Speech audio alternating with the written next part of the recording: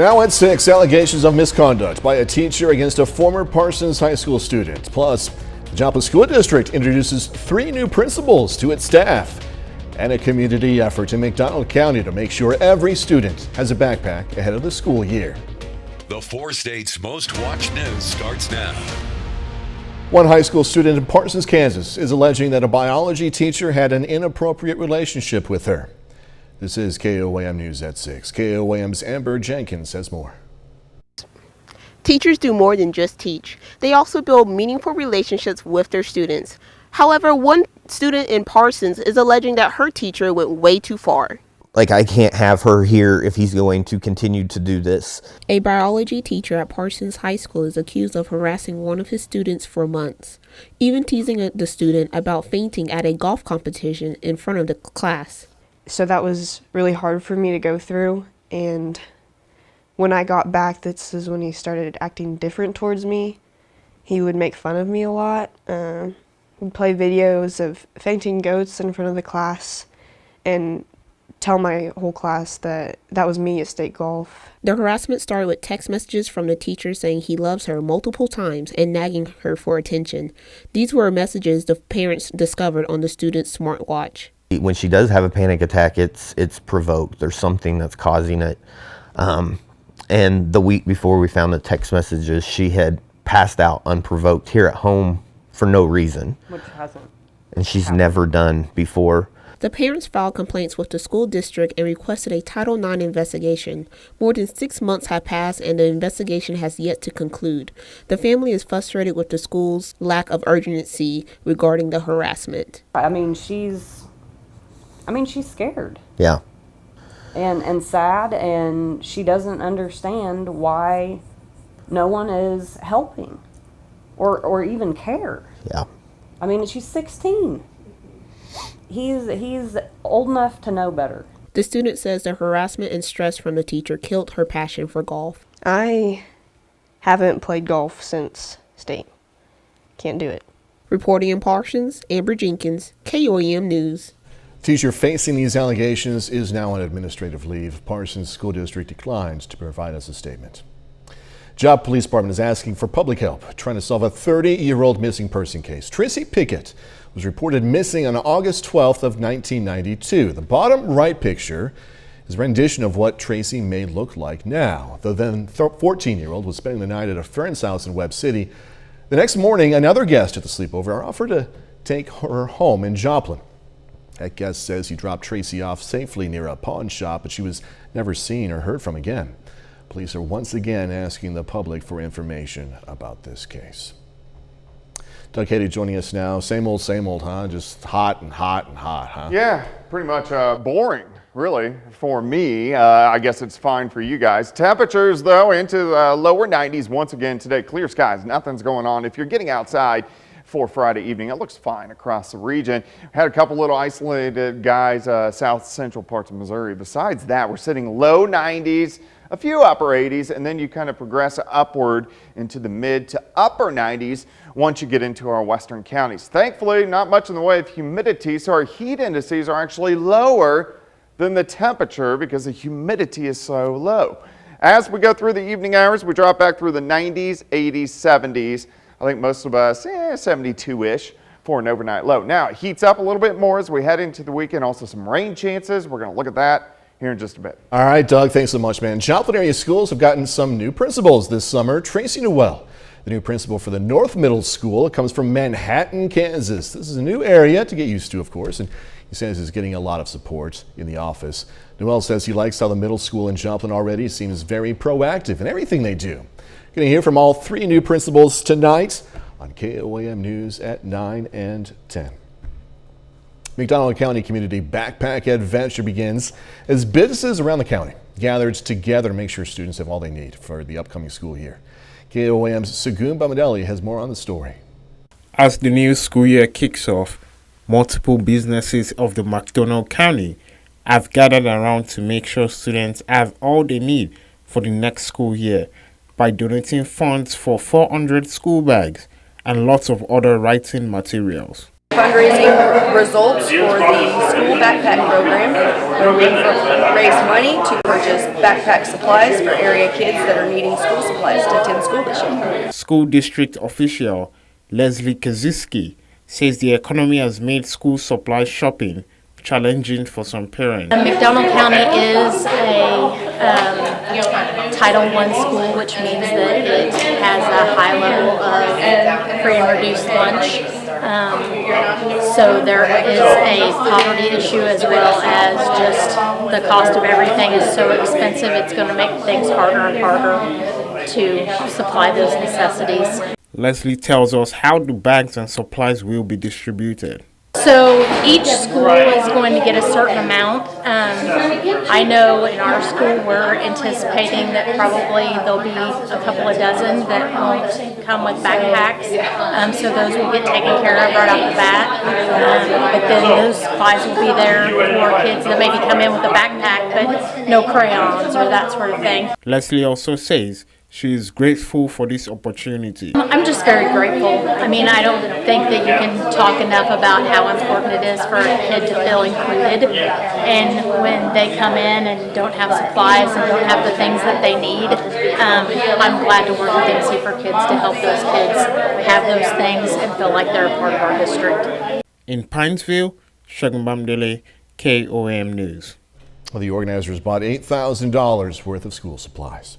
Webb City Little League team competed today for a spot in the Little League World Series. The game is in Indiana, but as we see right there, plenty of four-staters showed their support at watch parties around the area. One was at Flag City Brewing in Webb City.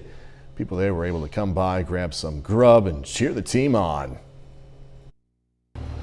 Well, Webb City has always supported youth events, and this is just a great opportunity for the community to get involved, and right here on this busy corner we just thought it would be a great spot.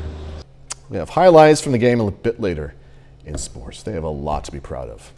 All right, coming up, how a local hospital is showing its appreciation of area first responders, plus why a Springfield woman took it upon herself to rescue an injured groundhog on the side of the road.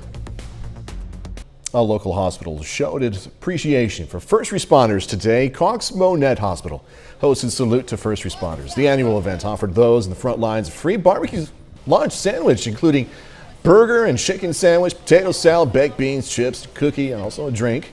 Organizers say it's a great way to say thanks to our hometown heroes. We're trying to show our appreciation for our first responders. They're a big part of what we do. We interact with them every day in multiple different situations. So it could be our firefighters, our EMS, our local law enforcement, sheriff's departments. All of them eventually end up in our emergency department in particular, and that's where we interact with them the most. This is the 7th year the hospital has hosted this lunch. Well, a woman in Springfield recently answered a call of the wild for help. Reporter Lee Moody has a story of a rescued groundhog with a happy ending. Big yawn. Yep, that's an injured groundhog in a crate in Kim's Springfield living room. We can't just leave it there. We know it's hurt and it needs help. Kim's daughter saw the little guy on a Willard Street, bloody and helpless. I picked him up with a blanket, put him in a box, and brought him back to my house. From there, as the groundhog audibly had trouble breathing, Kim wasn't sure what to do, so she reached out for help. And almost immediately, people were reaching out and telling me suggestions and things to do. What's this? Since this rescue happened on a weekend, no specialized vet center could get Kim in until Monday, so she took those Facebook suggestions. This lady named Georgia told me what to get to feed him. I wiped his nose and his mouth off, tried to run cool water to see what the extent of the injuries were. Her healing touch started working on the animal Kim named Ferb. Let me pet him. I picked ticks off of him and he really bounced back. And then Monday when Sunshine Animal Hospital opened up, I called and asked if they would please help me with him. Because really the biggest thing was to make sure that nothing was broken. Ferb's x-rays came back clean, and Kim knew it was time to let her new friend go. Today is his freedom day. Kim found a nice spot at Rutledge Wilson Farm, brought some carrots and kale, Come on, here we go. and set Ferb free to go back to living his best groundhog life. Kim says some people will think she's a little bit crazy, I love you. but she doesn't mind one bit. Kindness is never wrong, and it pays off tremendously. So I would do it again. I will do it again, and that's just who I am. There you go. Explore the world, little one. Bill later, going to hear from the Mcdonald County High School football team as they wrap up their first week of practice. Plus, the heat increases as we head into the weekend. We're going to look at that coming up.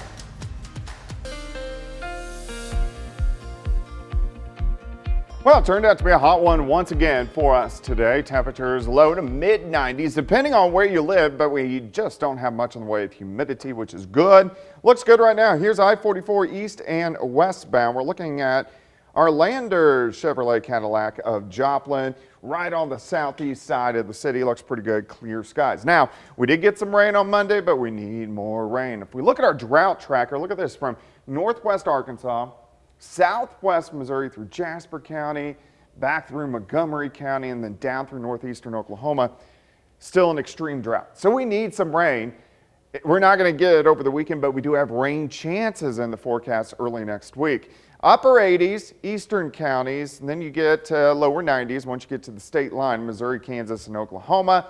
Jump into lower 90s, northeastern Oklahoma, and then mid-90s once you get out of Iola, Chanute, Neodesha, Independence, and Yates Center. But our humidity is pretty good. Our dew points, you can see sitting upper 50s to near 60 degrees. So if you look at our dew point tracker, that puts us in that pleasant to not bad range, the way it actually feels to your body. So as long as those stay low, this time of the year, we'll definitely take it. All right, let's go outside. 92 easterly winds, 5 to 10. Humidity is at 35%. Through the evening hours, we'll drop back through the 90s, 80s, 70s. Eventually lower 70s later on tonight, but there's nothing going on. So if you want to get outside this evening, of course, we don't really have any humidity. It's going to be a pretty good one. We're going to have clear skies across the region. If you're heading to the lakes this weekend, Stockton, Table Rock, Beaver, Grand, all looking pretty good. Of course, it's going to be hot. We have clear skies out there right now. Some showers down to our south. Of course, we got the monsoon out across the Rockies. High pressure in charge. Until that guy breaks down, we're not going to see any changes. It will start to break down some by the time we head into early next week. So let's go through time. We'll stop at 6 o'clock in the morning, right around 70, 72 degrees. As we go through the morning, near 90 by noon, I think most of us go 96 or 97. If you're heading down toward Table Rock, lower 90s, but Beaver, Grand, all sitting into the mid-90s for highs. But we're going to be dry. 70 to start, 92 by noon. High temp at 97. Southerly winds are going to be light, 5 to 10. Tomorrow night, fine. We drop back mid-70s. May get a few random clouds in here. And then Sunday, even a little bit hotter as we go right around 100 to 102 degrees by the time we head into Sunday afternoon. May even get an isolated thunderstorm Sunday night, but the entire weekend is going to be dry. This is where it gets a little bit tricky on Monday. We get a front just to our north that will eventually pass through as we head into Monday, Tuesday, and Wednesday. And it should give us chances for showers and thunderstorms, which would be great. And it also should cool us down a bit the second half of next week. 97 tomorrow, 102 on Sunday, 101 on Monday, 100 on Tuesday. Those rain chances, especially late Monday, Monday night into Tuesday, Tuesday night into Wednesday morning. And then some very comfortable temps, mid-80s Wednesday and Thursday, back to about 95 Friday. Next weekend right now, some rain chances kind of looking like low to mid-90s, which we can handle. Yeah, I was going to say, 90s, some degrees is still hot, but in the whole scheme of things, it's a cool down. Yeah, it's true. You think about it. Doug Caddy, thank you so much. All right, still ahead, Webb City aiming to earn a spot in the Little League World Series, and Mcdonald County wrapping up its first week of practice. Going to hear from the teams next.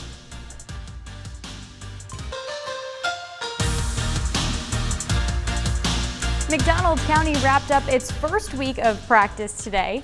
The Mustangs are coming off a special season. In 2021, they broke the school record for most wins, going 10-2, and reached the district championship for the first time in program history. The Mustangs lost a solid group to graduation, and this year, guys will need to step up into bigger roles. The offensive and defensive lines will be a mix of new and returning players, and Mcdonald County is relying on them to help drive the team forward. We've got linemen that stepped into those roles last year. A couple of them started as sophomores that we're really excited about this year as juniors. And then we've got a returning left tackle that's a senior in Ivan. And, Angel Mendoza is another senior that's stepping into a starting role for us. And Corey Tuttle at our center spot has looked really good to start practice too. And, that's the group that drives us offensively, and they do a great job defensively for us. We rely on our big guys to do a lot for us. The East Newton Patriots are preparing for their first season under head coach Tom Ellis. Ellis is no stranger to Patriot football. He was an assistant last season and served as the head coach from 2006 to 2009. East Newton finished with a 2-9 record last year. This year, it's an extremely young team focused on building a winning culture. We're just taking that mentality of we need to continue to bring that culture back of East Newton football. We want to be back putting years up on the banner. We want to get back to being successful in district, competing in the conference. We're changing offensively, we're changing defensively from what we had done in the last 3 years. So right now we're just still in that learning curve, getting there. The kids, I would say the biggest positive is the kids are working extremely hard and getting after it.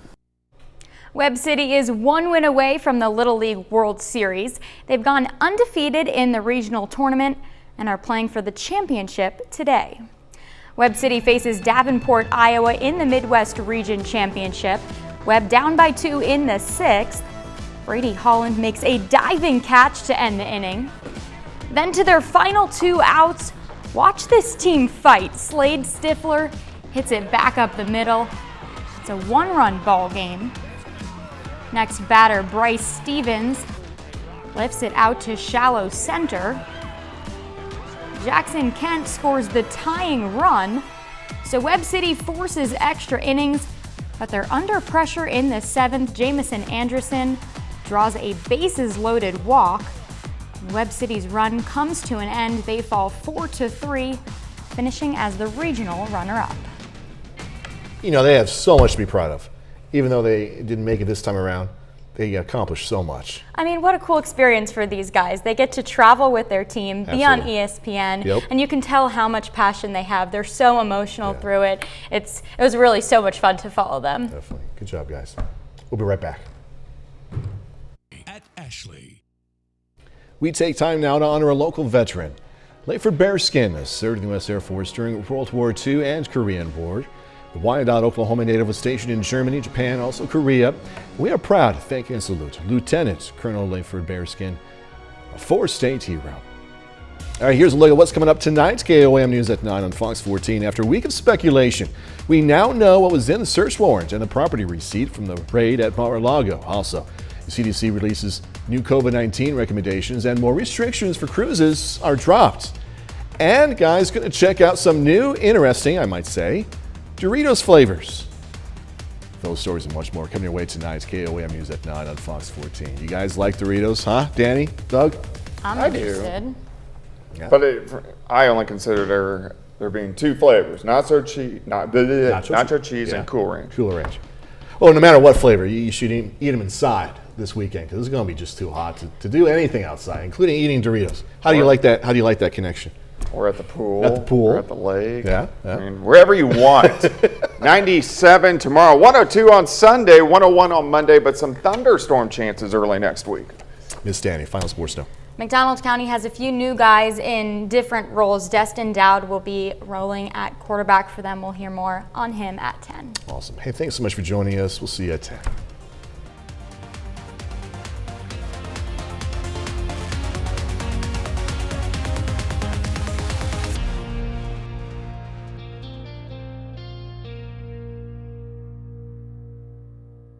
Salon service